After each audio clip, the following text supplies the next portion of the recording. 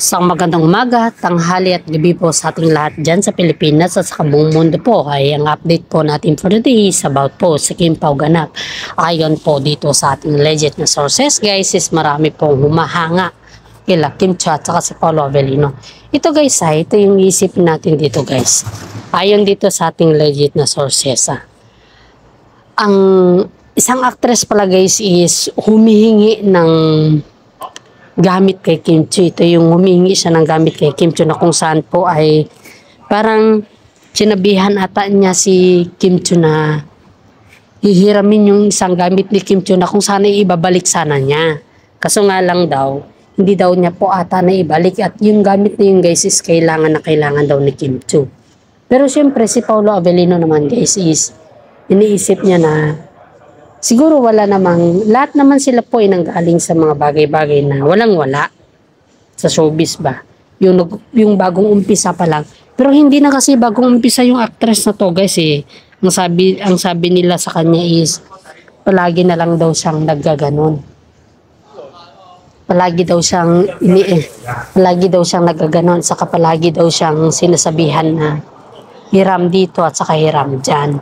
Siyempre mabait naman po si Kim Cho guys. Hindi po siya madamot eh. Hindi po siya kagaya ng mga ibang actress na yung mga gamit niya po is pinagdadamot niya. Kay Kim Cho kasi po guys is hanggat meron daw po sa kanya is talagang pinapahiram niya yan. Saka si Paolo Avellino naman po guys is wala naman daw pakialam niyan kung sino at kung ano yung pwedeng ipahiram yung papahiraman ni Kim Cho ba. Kasi nga po, kay Kim Cho naman yun. At saka pag importante lang daw na yung maibalik lang. Pero ang kinakagalit po ni Kim Cho is yung hindi daw kasi niya naibalik sa tamang, parang kumbaga is sa tamang way. Or hindi niya naibalik sa mga tamang oras, parang gano'n. Dahil, syempre itong actress na to siguro guys is wala naman siyang ginawa kundi hiram-hiram lang at saka hindi siguro siya nakakabili ng gano'n na gamit. Pero siyempre aside from that guys, alam naman din natin na kahit naman humiram ka ay kailangan mo din pong ibalik. Hindi sa kailangan na yung sisingilin ka pa lang ng mga ibang tao na kung sino yung naghiraman mo or di kaya ay kusa ka nang ibabalik yun. Yun yung the best thing dito.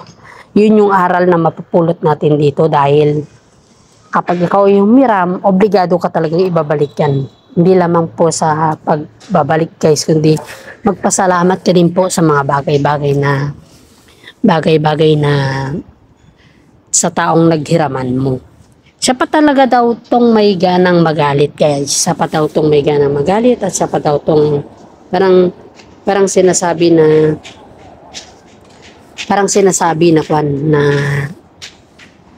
yung nagagalit siya dahil binuking daw siya ni Kim Cho sa kanyang hiniram. Which is hindi naman kailangan na bookingin siya ni Kim Cho sa kanyang hiniram. Needed kasi yun ni Kim Cho. At saka kailangan niya talagang ibalik yun. Hindi yung sasabihin pa lang ng mga ibang tao na ibabalik niya. Hindi yung ganon guys. Ako nga guys, pag may hiniram ako guys hindi ko nahihintayin na pagsabihan ako na ibalik ko pa. Hindi na ako ganon eh. Hindi ako ganon. At saka higit sa lahat is alam mo na may hiniram ka at alam mo naman na isasoli kasi yung taong naghirama mo hindi mo alam kung kailangan niya or kung kailan niya kailangan yung hiniram mo. Yun yung katotohanan dito. Siyempre, isa ka sa mga kasama ni Kim Cho kahit naman barkada mo yan guys, close friend or whatsoever friend dyan guys is kailangan mo talagang ibalik yung hiniram mo para walang taong magagalit sa'yo. Yan yung reality talk dito guys. Kaya marami pong mga netizen guys ang nagsasabi na napakabait ni Kim Cho dahil kahit needed na yung isang gamit ay talagang sinasakripisyon niya na bumili para sa kanya. Bumili. Alam nyo guys, may regalo daw si Kim Cho sa isang kaibigan niya na kung saan po ay sobrang plastic. Kahit plastic pala yung kanyang kaibigan guys ay nireregaluhan niya pala. Kaya nga sabi daw ni Paolo Avellino dito na huwag mo silang sanayin sa mga bagay-bagay na materials kasi ang pagsasanay sa kanila guys is hindi lamang po ikakabuti nila yan kundi ikaw ay yung bang gagamitin ka nila tapos ibabas ka rin nila. Yun daw yung Yun daw yung ayaw ni Paolo Avellino sa mga kaibigan ni Kim Chiu na yung nakapaligid sa kanya. Lalong-lalo na guys kung may mga concert silang dalawa. Dito daw parang pinagsabihan ata ni Paolo Avellino si Kim Chiu na hanggat maaari is yung mga importanteng bagay or yung mga kailangan mo sa pag-concert ay wag mong ipahiram kasi hindi mo alam kung kailan nila ibabalik yan. Yan daw yung sabi ni Paolo Avellino dito kay Kim Chiu. At buti na lang po guys is napagtanto din ni Kim Chiu na maalaga din si Paolo Avellino sa kanyang mga gamit dahil naniwala naman po siya sa mga sinasabi ni Paolo Avellino na hindi lahat ng bagay ay nakukuha sa ganun na terms. At higit sa lahat guys is kitang-kita naman natin kung gaano sila kasaya tuwing sila po ay nagsasama. Aba, ito na naman tayo guys. Sipin na naman po natin yung yung kagalingan, kainat na ng kanilang mga concert. Dahil si Paolo Avellino po guys is isa sa mga kumanta dun sa concert. Kasama niya po si Kim Chiu Dan guys. Hindi naman natin sila pinagbabawalan na kumanta o kung ano man guys. Dahil yan po ay kanilang kagustuhan. Pero yun sa mga ibang tao guys is iniisip nila guys na ang pagkanta or pag-awit or pagsayaw nila Paolo Avellino is para lang daw yan sa mga guys. Hindi kaya para lang daw yan sa mga yung alam mo yung napapasikat. Hindi daw sila yung trabaho talaga at saka love team na yung talagang love team na yung may delikadesa. Ayon dito sa ating legit na sources kaysa nanggaling daw po yan sa isang actress na kung saan po ay inggit na inggit. Siyempre, 3 actress lang yung alam natin dito guys ha. Nadagdagan na rin pala dahil hindi daw ayon dito. Ito yung pinaka worst thing dito guys. Ito yung pinaka masama ba. Siyempre nakipag-usap daw siya sa management nila Paolo Avellino at saka si Kim Chiu. Ngayon, ang dami kasing mall tour nila Kim Chiu kahit lang daw sa bigyan ng konting project pa. Parang kumbaga is yung yung eksena lang nila. Parang ganun ba? Yung eksena lang nila. Pero ayon dito sa legit na sources natin is hindi ata binigyan ng project itong si hindi naman project. Kumbaga is eksena lang. Hindi daw ito napagbigyan dahil ang sabi daw nila Paolo Avellino at saka si Kim Chiu ay may nahanap na daw sila. Pero hindi naman daw nila kasi alam na siya po ay nakipag-usap sa kanilang management. Ito yung masaklap dito. Parang kumbaga ay sila Paolo Avellino at saka si Kim Chiu pa yung masama.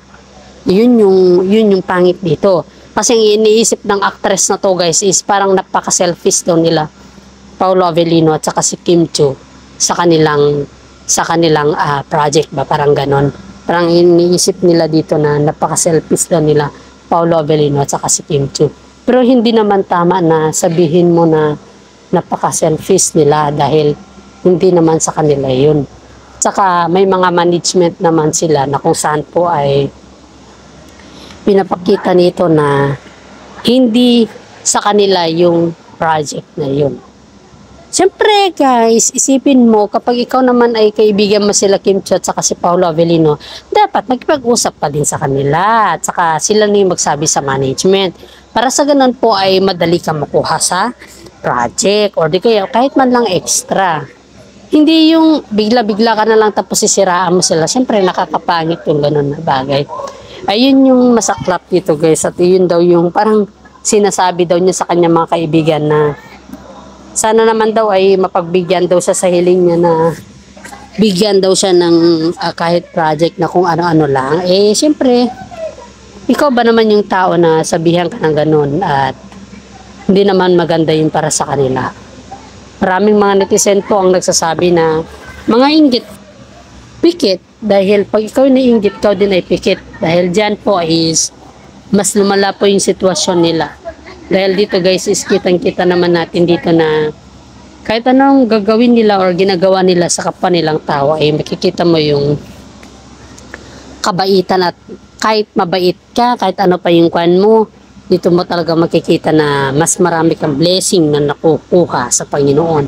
Sabi nga ng mga iba guys, kung anong tinanim, siya din pong anihin. Kaya nga po, kung ano yung tinanim nila Paolo Avellino at saka si Kim Chiu, yun din po yung anihin nila. sa kanilang mga kaibigan at kasama sa buhay.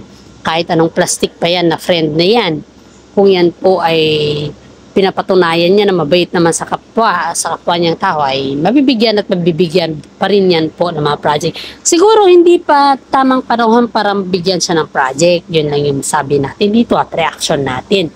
Kasi may mga panahon din kasi yan eh. Kapag ikaw ay hindi mo papanahon, kahit anong sikat mo, kahit anong gawin mo, ay siyempre panahon na sinasabi. Kaya tis-tis lang muna tayo hanggat maaari at siyempre dahil nga po sa paninira, ang daming naninira sa Kim Pao, eh kailangan po natin silang pagsabihan, bigyan ng reaction. Kasi ang pag-react natin na ganito, hindi po to basta-basta. Kasi ito po ay SOCMED, social media. Marami dito ang nakikinig sa atin, marami din dito ang napapaluha.